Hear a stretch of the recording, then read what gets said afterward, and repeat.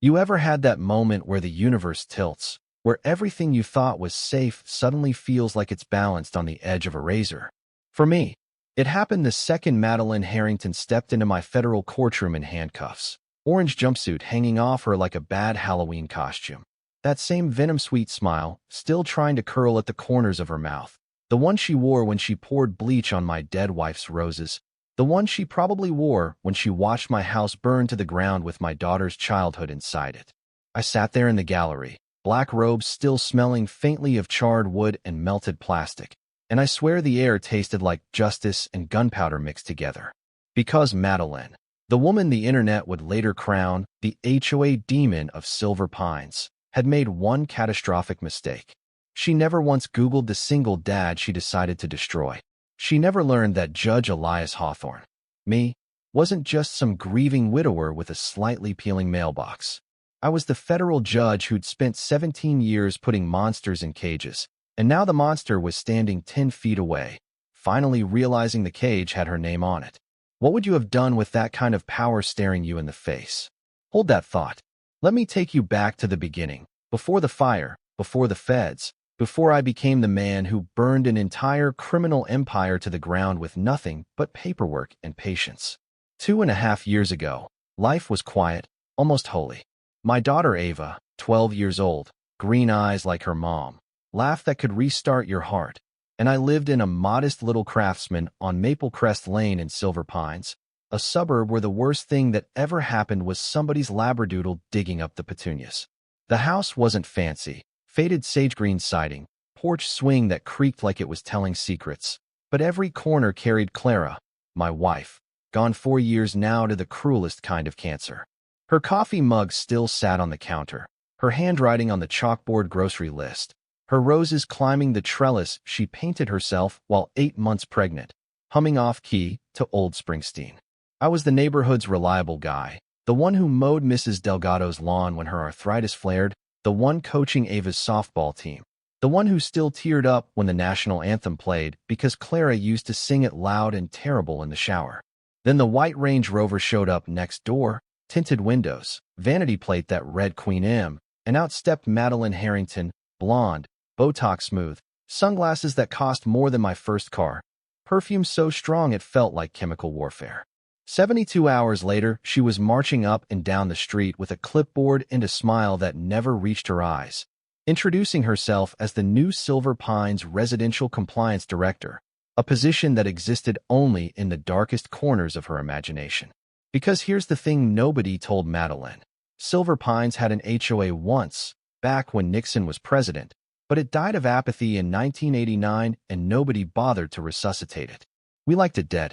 We liked waving over fences, borrowing eggs, pretending not to notice when somebody's teenager came home smelling like cheap vodka. Live and let live. But Madeline saw untapped territory, saw sheep waiting to be fleeced, and within a week she was measuring grass height with a ruler and photographing my vintage mailbox. The one Clara painted with tiny daisies the summer before Ava was born, declaring it visually non-compliant and threatening $50 a day fines. I laughed, actually laughed, because I prosecute cartel accountants for breakfast. One afternoon in the county clerk's office, and I confirmed what I already knew. The HOA had no legal legs to stand on. So I sent her a polite, heavily footnoted cease and desist citing federal protections for government employees against discriminatory housing practices, figuring that would be the end of it. Spoiler, it was only the beginning. It started small, petty little acts of war designed to make a man feel insane. 6 a.m., sprinklers blasting in November because someone reprogrammed the timer. Then the morning I walked outside in my robe, coffee going cold in my hand, and found Madeline in Clara's memorial garden calmly murdering every rosebush with industrial herbicide, smiling like she was watering petunias. "Morning, Judge Hawthorne," she chirped. "Just helping you with that aggressive bee situation. We can't have children in danger, now can we?" There was no bee situation. There was only Clara's heartbeat still growing in red petals, and the promise I made to a dying woman that I would keep them alive. I installed cameras that same day, 6 of them, military-grade, cloud backup, because 17 years of putting evil people away teaches you that evil escalates. And escalate she did, night after night, black yoga pants, flashlight, pouring bleach on root systems, planting forged violation notices with fake neighbor signatures, even forging sweet old Mrs. Delgado's name, the 91-year-old widow who could barely hold a pen. I took the footage to the local police sergeant, Officer Brent Callahan, who slid my evidence folder back across the desk untouched and suggested, with a straight face, that maybe I was struggling with grief-related paranoia. That's when the chill set in, the realization that Madeline hadn't just bought the house next door, she'd bought half the neighborhood power structure too. Turns out Officer Callahan's brother owned Callahan Rapid Recovery Towing, and suddenly people who forgot to move their car 2 inches were waking up to $900 towing bills and threats of liens. The triangle was perfect.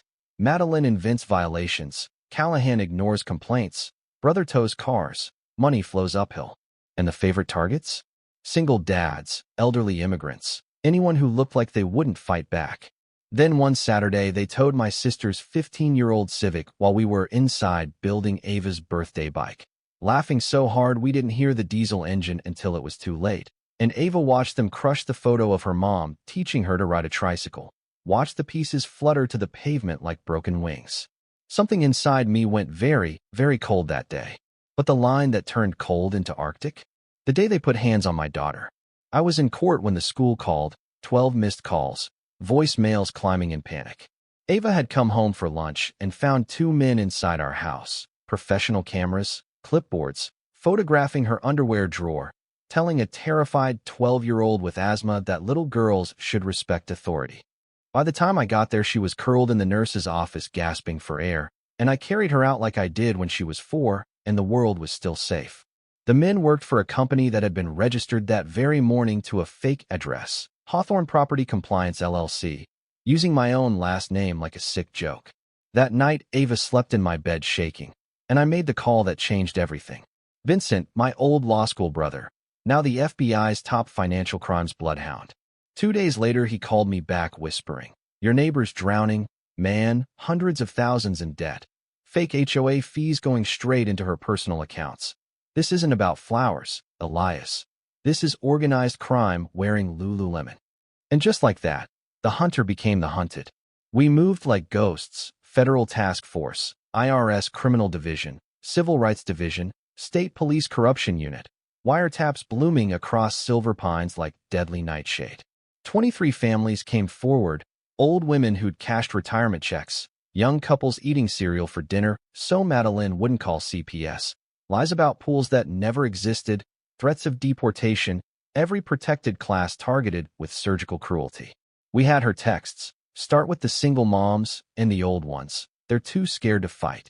We had her browser history researching how to make a federal judge look unstable enough to lose custody. We were weeks away from the raid when she smelled the trap closing and did the one thing desperate animals do. She tried to burn the evidence, and us with it. Tuesday afternoon, Ava's safe at a friend's. I'm in court when the alert hits. Structure fire, Maple Crest Lane. I drove 90 in a 60, praying like a man who'd forgotten how, and arrived to find my daughter standing barefoot on a neighbor's lawn watching 18 years of memories turn to black lace against the sky. ATF found the accelerant trails, the timers, and, because criminals are rarely criminal geniuses, Derek's driver's license melted to the basement floor. By midnight, the feds kicked in Madeline's door, dragged her out in $1,000 silk pajamas while she screamed about her rights. And the last thing she saw before the van doors closed was me holding Ava, both of us covered in soot, alive, unbroken, and finally unafraid. 6 months later, sentencing day. The courtroom was packed, victims in every row, reporters 6 deep. Madeline walked in shackled, the queen reduced to a number, and when her eyes found mine, the color drained from her face like someone pulled a plug. The prosecutor played the tape, Madeline's own voice cool as ice. Make sure the kids at school, but even if someone gets hurt, they deserved it. The jury looked like they'd aged 10 years in 10 seconds. Then Madeline did the most Madeline thing imaginable. She stood up and said, voice trembling with righteous indignation, that she was only protecting property values from people who thought federal employment made them above the rules. She confessed, on the record, to federal terrorism against a government officer because she thought the rules shouldn't apply to her. Judge Ramirez, A woman who grew up watching her own mother fight racist HOA covenants in 1960s Arizona didn't even blink. Madeline Harrington, you are sentenced to 17 years in federal prison with no parole, full restitution of $512,000, and I recommend you be housed far away from anyone you might try to organize. The gallery erupted. Mrs. Delgado stood up and clapped until her hands bled, and I just sat there feeling the weight of Clara's absence and Ava's hand in mine, and something that might have been peace. 2 years later, we live in a new house built stronger, higher, on the exact same foundation. Clara's roses bloom redder than ever, planted by 23 families who refused to let fear grow where love was burned away. Silver Pines now has a real, transparent HOA with bylaws I helped write in my spare time, because turns out when good people stop being polite, evil doesn't stand a chance. Madeline folds prison laundry for 12 cents an hour and, according to the Marshal Service, has learned that prison inmates have very strong feelings about people who try to burn children alive. Derek flips burgers in a halfway house until 2048. The Callahan brothers lost everything they stole and more. And every spring, when the roses hit peak bloom, Ava, now 16 and fearless, stands on the porch and records a video for the Silver Pines Justice Fund that's helped over 100 families fight their own Madelines. She always ends the same way. The best revenge is planting something beautiful where they tried to leave nothing but ashes. So I'll ask you what I still ask myself on quiet nights when the smoke smell finally faded from my robes. When is it okay to stop turning the other cheek? When does protecting your family cross the line into vengeance? And if the system only works when good people are willing to weaponize it against evil, is that justice or just power wearing a nicer mask? Tell me in the comments where you would have drawn the line, because some nights I still don't know where mine was. All I know is my daughter sleeps safe, Clara's roses are blooming, and the woman who tried to burn my world down is never coming back. Sometimes the line between justice and revenge is nothing but ashes, and sometimes ashes are where the best things grow.